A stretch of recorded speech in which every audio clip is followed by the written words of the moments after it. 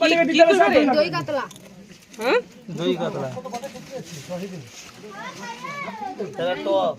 এটা রসানি এটা কি বড় বড় কাতলা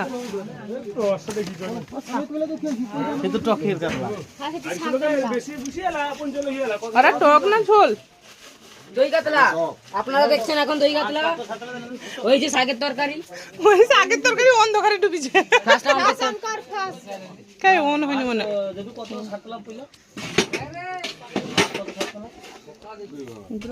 আপনারা দেখছেন এখন